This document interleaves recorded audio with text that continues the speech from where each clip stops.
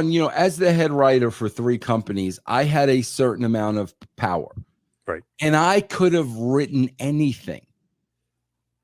Bro, I couldn't imagine writing scenes where I was making out with women on the roster.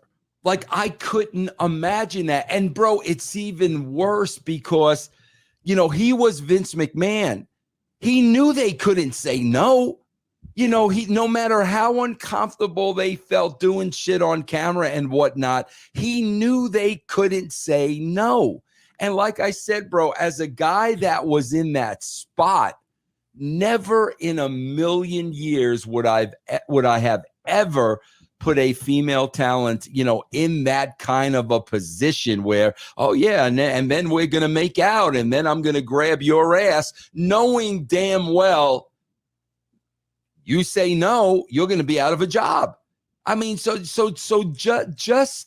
just playing out that fantasy on camera, forget real life, just playing it out on camera. I remember, bro, I never watched the WWE when I went to TNA, but I would see these clips and I would remember saying to myself, like, what the F is wrong with you, man? You're writing this stuff.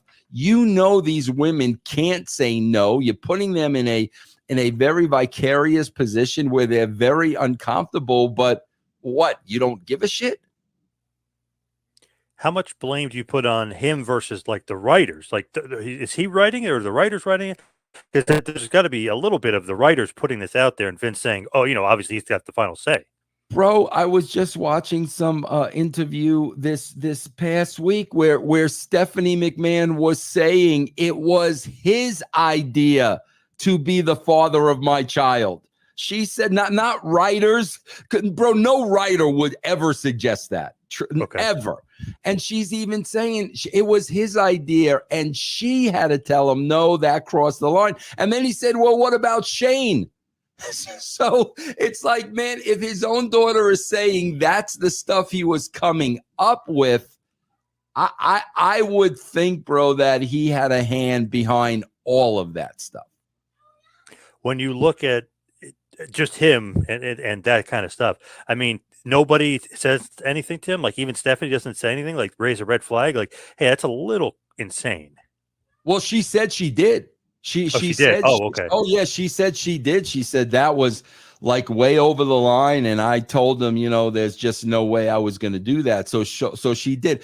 But any writers or Pritchards or anybody like that standing up to him, absolutely not, bro. Absolutely. Bro, look at all these people that kissed his ass in the Kiss My Ass Club. Bro, if I was ever asked to do that, I don't care if it's a television show or not.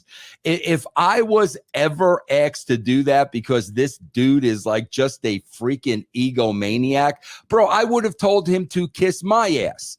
Just like I told him to kiss my ass when he told me to get a nanny to hire my kids. I would have never, ever put up with that bullshit. And that's what I'm saying.